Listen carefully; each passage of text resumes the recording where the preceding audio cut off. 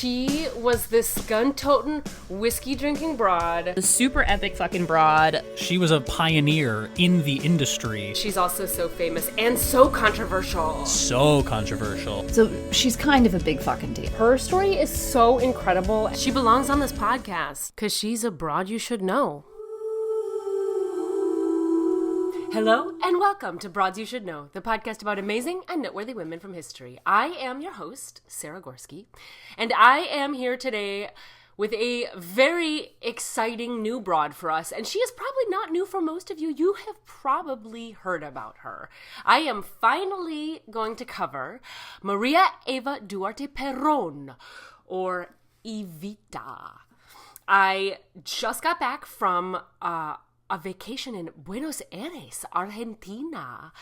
And it was an amazing trip, and she is a cultural icon there. And I feel like I had a really lucky glimpse into her status as an icon in Argentina and a lot of interesting things that come along with that, which meant it was a great time. We should cover her on the podcast. But before we dig into Evita, it's worth taking a beat here with you to say that a lot is happening right now in the U.S. And if you're listening to this podcast a long time, you know that I'm, a bleeding heart liberal, as they say. And it's a tough time to be a liberal in America, as we're having a crazy amount of executive orders rolling out every day that potentially could widely affect everybody's way of life, and not just way of life, but like some people's ability to actually survive. And I have a feeling like some people that know me have been asking this question, Sarah, why haven't you been posting a lot about it and saying much about it? Partially because I was actually on vacation during inauguration, which was not on purpose, but which turned out to actually, I think, be good for my mental health. But I still was like reading everything constantly and scrolling through things. And it would have been 10 times that, I think, if I had not been home. So I was kind of glad to have like a space, an air between, just by nature of being in another place when it was all first happening. But I also, this is the second Trump presidency. And the first Trump presidency I spent in a lot of panic all the time and very upset. And I don't think I was wrong to be panicked and upset. And I don't think anybody now is wrong to be panicked and upset. And I think everybody is going to process things in their own way. But for my own part and where I'm at kind of right now, mentally and emotionally, is that I believe that a lot of these executive orders that are rolling out are a big show. I'm in entertainment. Hi, by the way, I can recognize a show when I see one. They're a show to say, oh, I'm doing all this stuff. I'm so active. I've accomplished all these things. And at the end of the day, these executive orders are not legal. And many of them are against the Constitution. And it takes editing the Constitution is not something that anyone can just do with a stroke of a pen. It is a huge labor, a huge legal labor. And I don't think that almost any of these executive orders ultimately are going to stand up. I think they will fall down on their faces. Today specifically, they rescinded the budget freeze that was stopping federal money from flowing into thousands and thousands and thousands of programs that help support the American people. So they rescinded that the next day because everybody got really mad and called their senators, and there was a big uproar, and the press covered it pretty widely. They actually talked about it, which they haven't been doing as much always with some of these issues this year, which is very concerning in its own way. But I think, for my part, back to that, for my part, I think it's a big show. And I don't think that swirling into spiral panic energy is, I don't think it's beneficial to actually, in the scope of what is useful moving forward, and also like for us to like still be able to live lives and pursuing our things without being like panicked I don't know, like half alive creatures that are just exhausted with panic. I think that like did not serve. It didn't serve me in the past, and I'm trying to take a different approach and a more I don't know. I'm trying to just see how things pan out without not taking action, obviously. But I think I can't panic. I'm not going to post 500 things a day because I think it's not helpful. And I also think that when we're posting a bunch a day, there's lots of questions about what is even actually true and what is not. And it adds to the noise and it creates this whirlwind cycle. So I am choosing to be a little more deliberate with what I decide to post about and what I decide to say on the podcast. And I hope that, I hope that listeners, you guys appreciate that as opposed to just a bunch of venting and panicking. And obviously, if you are venting and panicking, I just am sending out the love, and I just hope that you can find a way to sleep at night and stay sane.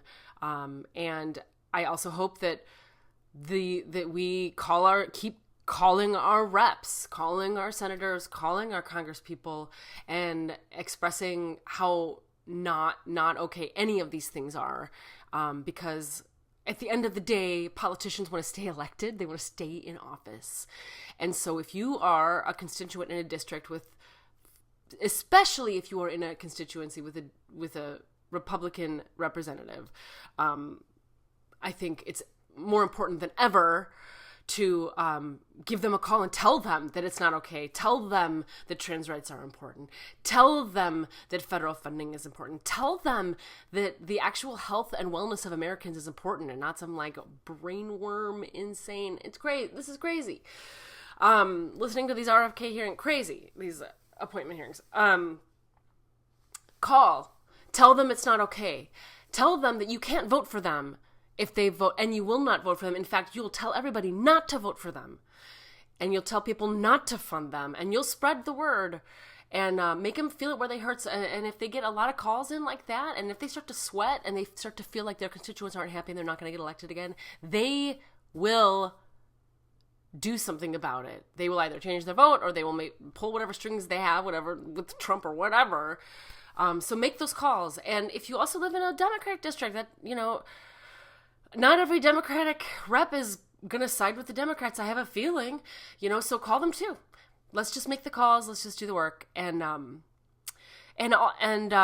close this like mini segment about the politics of the moment to say I personally find a lot of comfort in history. So not ironic that I'm running a history podcast here.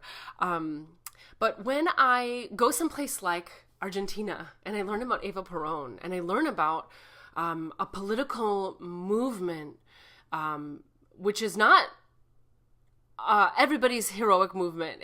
There's a lot of mixed reviews in history about that period of time and what was accomplished in that period of time. But it was also a period of time of great upheaval, and lots of crazy shit was going down when her husband Juan came into power. And I find comfort in reading about unstable periods of time in other periods of time in other countries, and in our own country. Our country is not free of its own periods of time of that. But knowing that history, that what is happening now will move forward and we will somehow survive, and things might be different and things might change a lot, and that we're going to be okay and we're going to fucking figure it out. And all throughout history, people have done that. They fucking figured it out. And that for me brings me a lot of comfort. Learning about other times that's happened to helps me. And so if that also might help you, I encourage you to keep learning about history, keep listening to episodes about broads from these time periods, and reading more about them, because I do think for me they are a shining light of hope in knowing that the world isn't ending, and things will go on, and that also we have lots of power in the positions we're in to help affect that change and where it goes. So now I want to move on to Eva Perón, Evita. And I'm going to do something I've never done this on the podcast before, but I kind of was presented with like this interesting array of information about Evita. anecdotally while I was in Argentina, both from Argentinians and other South Americans, from the Eva Perón Museum, which I went to and walked through. My boyfriend indulged my wanted to go through the Eva Perón Museum and buy billions of things in the gift shop. But it was really interesting to me to, so I know the songs from the musical Evita, some of them, and I knew she was an influential figure, but I didn't know much about that period of time going into any of this. And so what I'm going to do is I'm actually going to split Eva Perón into 2 episodes. And I want to, in this first part, talk about the Eva that I heard about, the Eva of legend, and the drama that came with it. And then you can come back next week and you can hear a more factual, research-based version of Eva's story. Because I think that this is, we live in a time where we obviously have many concerns about what is the truth and what is not the truth. And, or what is biased truth and unbiased truth? What is the thing to believe? And what's interesting about Eva's story, to me, in the way that I've kind of learned it and come into it here, is that I hear different versions of Eva and how she is and what they think of her. The person who talks about her has a very, very strong reaction to who she is and a very strong opinion to who she is, and they aren't the same opinions across the board. And I think that speaks a lot into general press and propaganda, and that there's versions of Eva Perón that some people have digested, and then there's other versions that they've digested, and there's lots of mixed feelings about, and even the actions themselves, if they're, a more controversial thing in her life or action of hers, that even if that is an undisputed fact that thing happened, that she did that thing and said that thing, people have huge, wide feelings about whether or not that thing she did was good or bad, right? So there's this question of what is the truth and what is not, and then there's also the question of, the moral uprightness of actions and where that falls. And Eva, fit in the crosshairs of all of these things that I am always incredibly fascinated by. And I think this is a cool episode and a cool way to kind of pick that apart a little bit. So let's dig into the anecdotal version of Maria Eva Duarte Perón. Oh, I mixed up the name order. Evita. By the way, I'm going to get to this at the end of this episode, but I did buy her autobiography, and I am almost 100 pages into it. I'm right here right now. And we're going to talk about that too, because that is interesting. So let's talk about the anecdotal hero version of Eva Perón, the version that is in the Eva Perón Museum in Buenos Aires. It was a really nice museum. If you're in Buenos Aires, I recommend visiting it. It actually is held in this little house. It's not little, it's huge, in the middle of Buenos Aires. And it's one of the houses. It's one of the, it was like a shelter house, kind of, where she did a lot of social work. Her legacy was ultimately, generally speaking, in social service of the people, helping poor people, disadvantaged people to get health care, to find homes, to find stability, to find jobs. That's kind of her, that's a very generic version. We're also going to talk much more specifically about that. But one of the things she did is she set up these houses where someone who was on hard times could come to land and stay there temporarily while more permanent arrangements were made for them, whether it be housing, finding a job, usually both. And so they were kind of I guess the closest equivalent in the U.S. feels like some sort of halfway house, maybe. So they had, a community kitchen and community housing. And so one of these houses has been turned into a museum. And you could kind of, in the kitchen, they have the original burners, in the kitchen on the stove. And they have the original place where like all of the oats and the grains and the corn and all the things were stored, and these old ass refrigerators. It was super cool, just to walk through like this piece of history. And the museum, each room kind of documents they kind of like slice her life up into kind of the eras of her life. And by the way, Evita died when she was 33. I don't know if you knew that. I did not know that. I didn't realize that. This shows how little I paid attention to abroad until she's like suddenly in my crosshairs. She died when she was 33 of uterine cancer. Or, no, I'm sorry. Yeah, uterine cancer. I said that right. She was widely mourned. I think I'll have to like run the numbers in part 2 but like the closest thing, seeing all the footage and stuff from the funeral version of her life, the closest thing in my lifetime that I can compare it to was the death of Princess Diana, where thousands and thousands, hundreds of thousands of people in the streets, and they ran out of flowers in the shops, and she was a beloved hero of the time. And so each segment of her life kind of takes you around the house, and they show photos from that time period, and so I'm gonna tell you the quick overview version of what the official Perón Museum tells us her life was about. So when she was born to a mother who worked her ass off.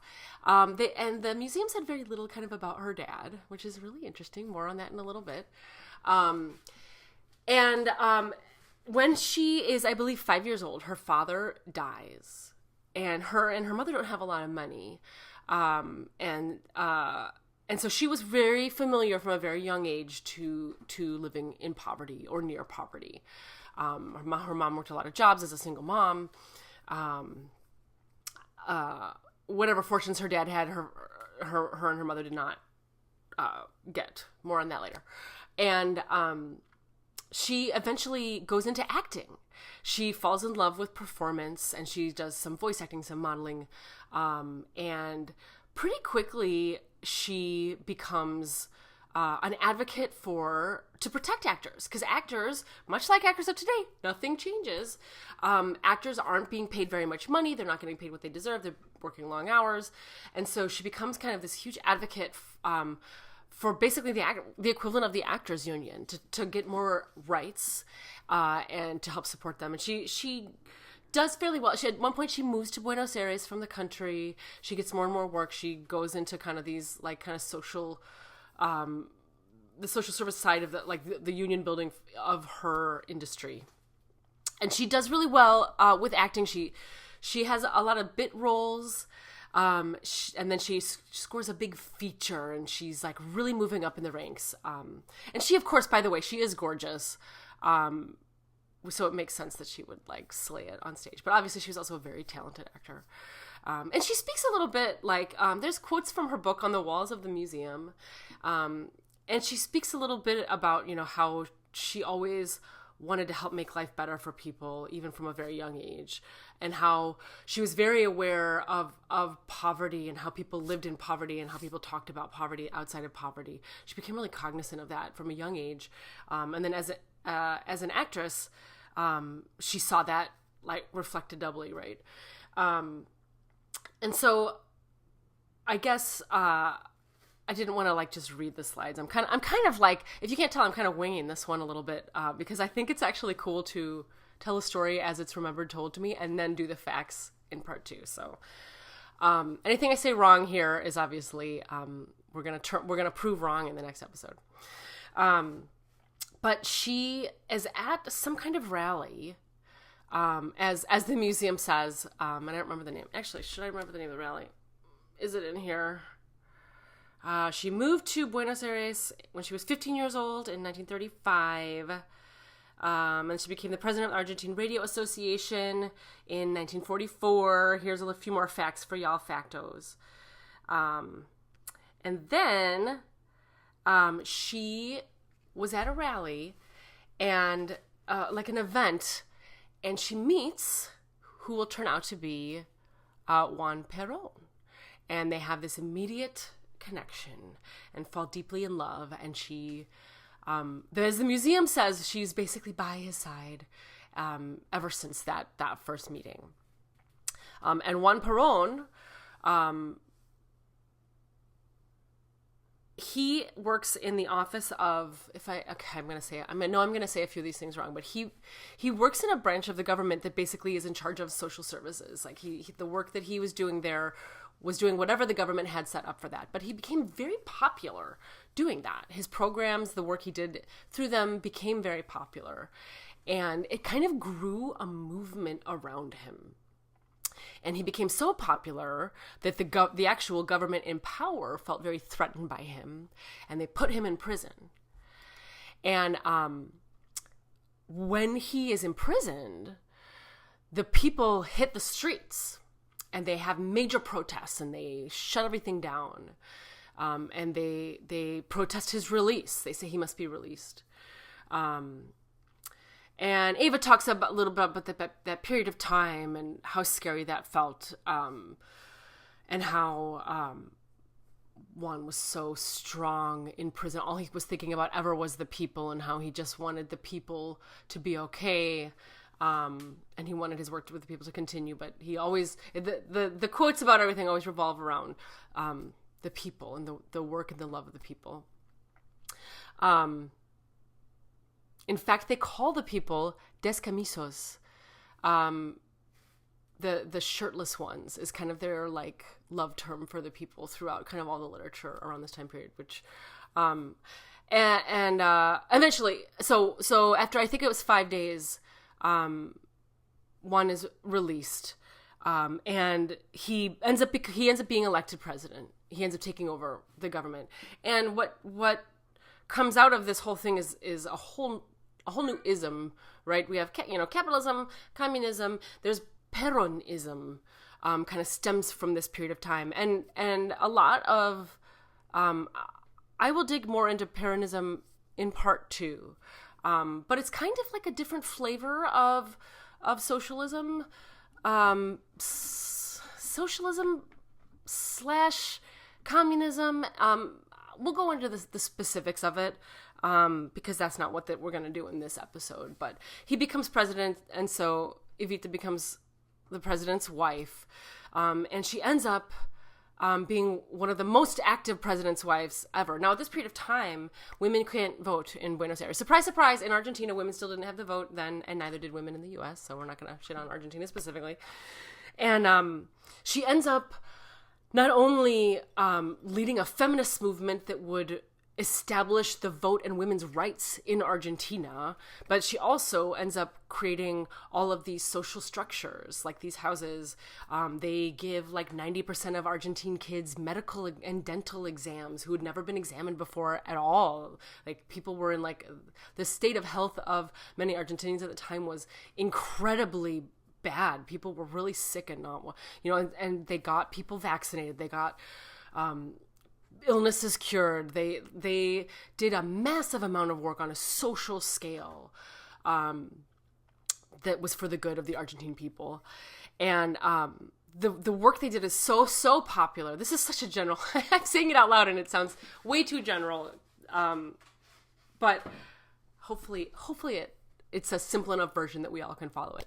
They become so popular, and the work they're doing becomes so popular that when it's time to run again, the people wanted Evita to run as vice president. They actually wanted her in an established position under Perón. And people rallied for it. They showed up. Like thousands and thousands and thousands of people show up, and they're like, Eva, we will only accept a ticket. We will only accept this ticket if Eva is on it as VP, as if Evita is on the presidential ticket. And then she accepts. She's very honored. She accepts the nomination, but then 3 days later, the people disperse. She says, "Thank you all. I'm so honored. Everyone can go home." And then the people disperse. Everyone calms down. But 3 days later, she drops the ticket. And the museum is very kind of vague about all of the stuff around that. But as a human being who can sort of read between the lines, That year is just 1 year before she dies. And so I would assume, and we'll find out more in part 2, but I would assume that she already was not well and was already sick, and knew that she could not serve the people because she was not in a good position with her health. If you're on YouTube, you can see Penelope's joined the podcast. I'm not even going to stop her. Sometimes I stop and try to put her back to bed, and I'm just going to leave the cat here. She's just part of the podcast now. So that is kind of like the extreme, and as I said, thousands and thousands, hundreds of thousands of people hit the streets. The flower stands, they run out of flowers in Argentina at her funeral. There's no flowers. All of them get bought and given to her grave, to the streets. And the country is absolutely devastated.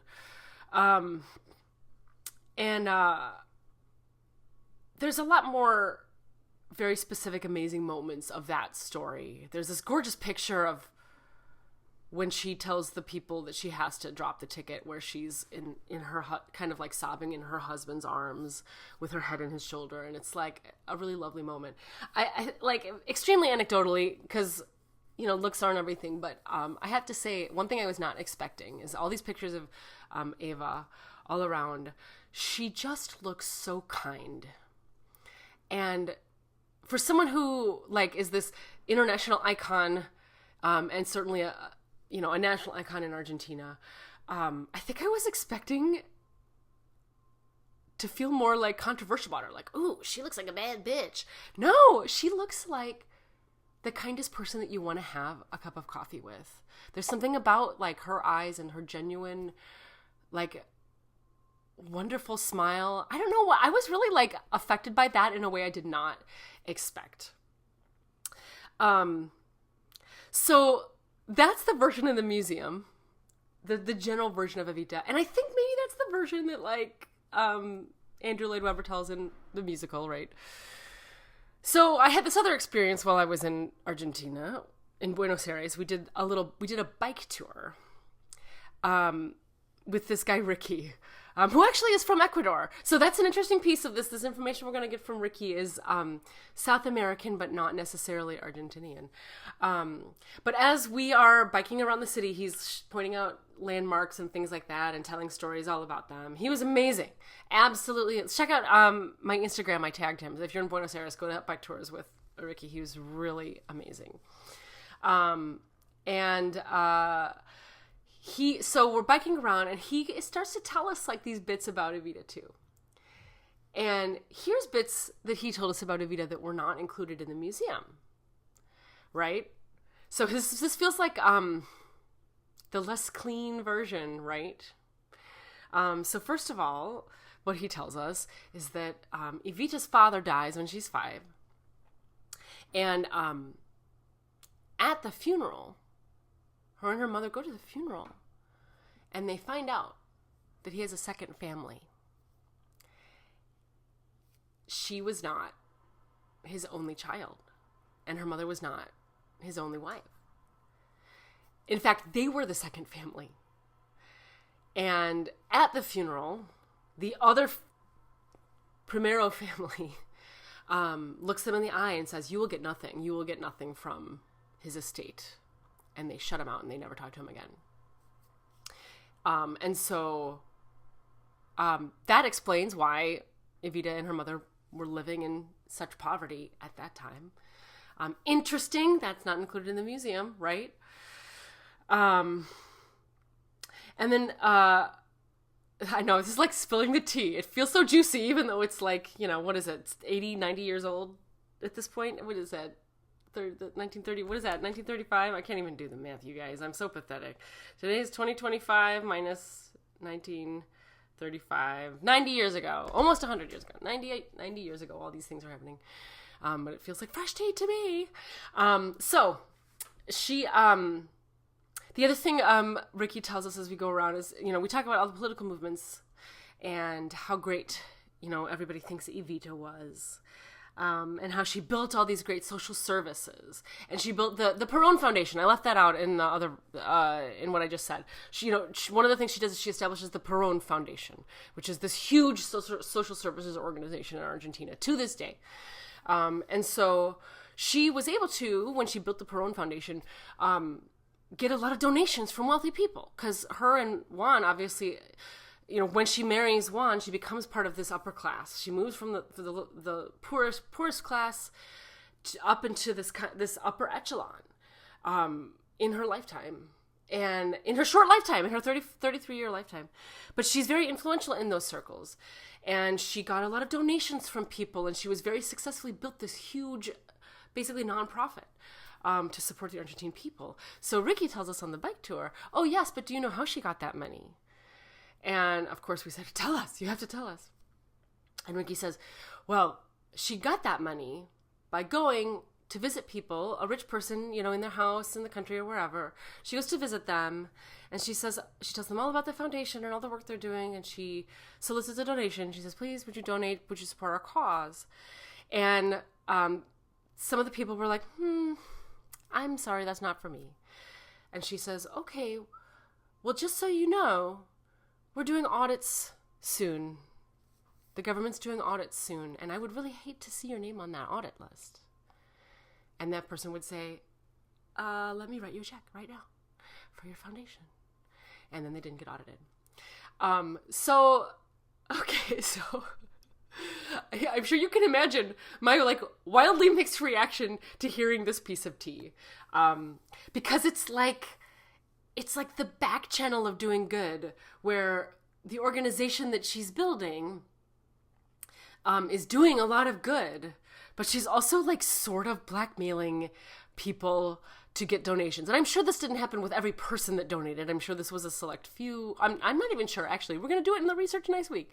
But there was this really interesting, she made all this good happen in slightly black and in gray area ways. It wasn't black and white, right? There's some shady things.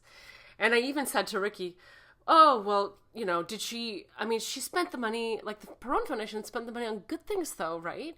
And Ricky says, well, yes. But then she also spent things on herself too.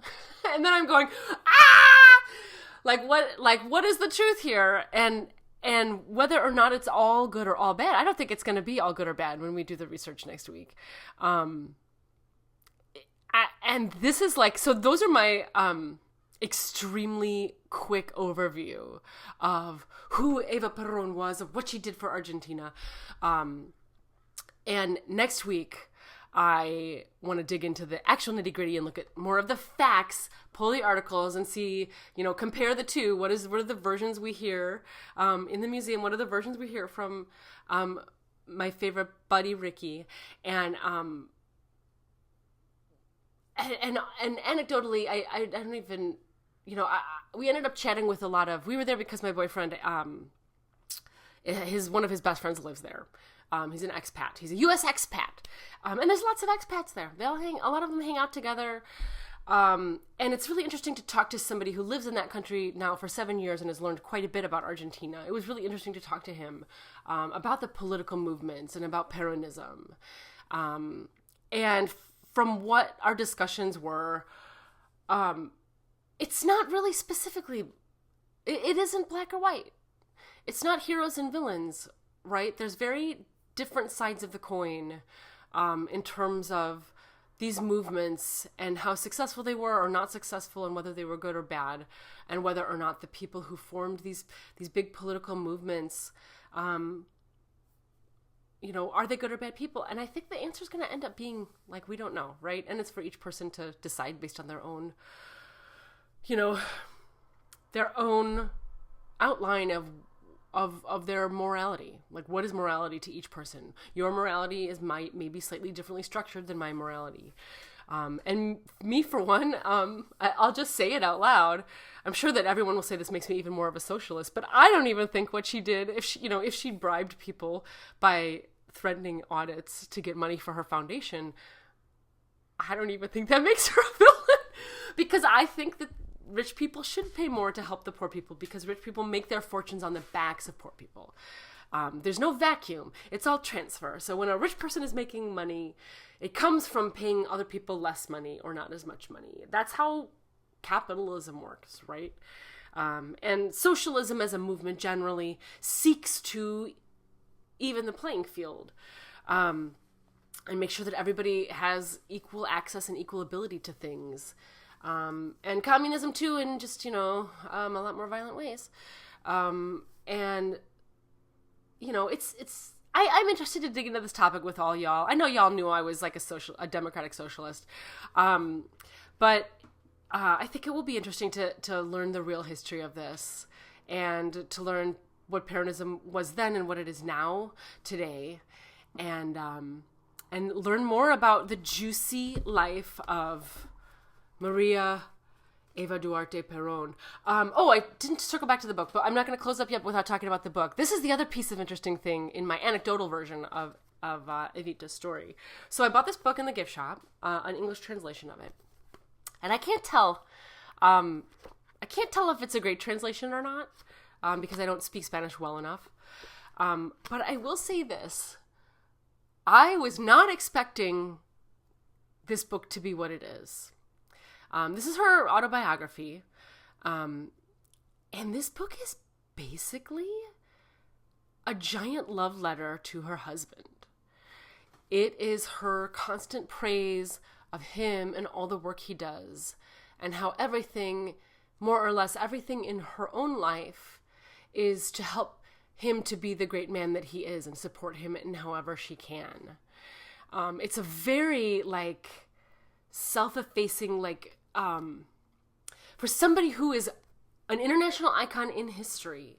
I was not expecting this kind of, wallflower, backseat, support system tone of this book. And so much so that, it occurred to me, as I was reading it, is this, it almost, and it might, I'll just say it might be the translation itself, but to me, it almost felt a little Stockholm Syndrome-ish, or maybe she didn't even write this book herself. Maybe it was ghostwritten, or maybe it was written with very specific purpose, propaganda purpose, to sell this particular message, this Peronism. This book immediately kind of put me in that sort of okay, my antenna are up now. And now I'm kind of interested to learn more about Evita from the outside, and what historians have said that are more distanced from her husband and Argentinians who lived through that period, because it seems like there is a lot of tea and there is a lot of bias and there is a lot that happened there. So anyway, this is my, this is wrapping it up. That was all I was going to say about this first version of Evita. I really hope you guys will come back next week to hear the factoid version of it. And I also really hope that all of you will stay strong and take care of yourselves and call your reps and stay on it. Peronism, Evita, none of her story would have ever happened if people stayed home and didn't take action. And so this is a period of time when we're going to be taking action, and we're going to be doing it together, and we're going to figure out where our energy and our impact can best be put. And I hope that I can help to be a guide and a help for you, and that we can walk that journey together. So all y'all have a good week, and I will see you next week for the rest of Evita, Eva Perón. To learn more about Maria Eva Duarte Perón, or Evita, head on over to broadsyoushouldknow.com. I'm going to have pictures from her grave and from the Eva Perón Museum, and some other cool facts from this episode. While there, you can click on over to the About page and read more about me. My bio, photo, links to all my stuff, all right there. Are you following Broads You Should Know on social? We are on Facebook and Instagram and YouTube at Broads You Should Know. And for now, we're still on Twitter at BYSK Podcast.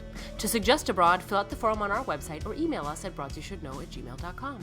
If you're a fan of this podcast, please help spread the word about us. Share an episode with your friends or family, or leave us a review on Apple Podcasts. That does actually really help new listeners to find us. Broads You Should Know is produced and edited by me, Sarah Gorski, with original music by Darren Callahan. Finally, if you are really intrigued by Evita, one of our most amazing South American broads so far, then I suggest you check out a few of our other amazing South American broads we've covered, including Tuir Yakaya Po, Chinquina Gonzaga, Policarpa La Pola Salavarieta, Doctora Polana Luisi, Alexia Salvador, and the Valiant Ladies of Potosi. All of those women have made an incredible impact in their South American countries and in the whole world. See you next week for part 2 of Eva Perón.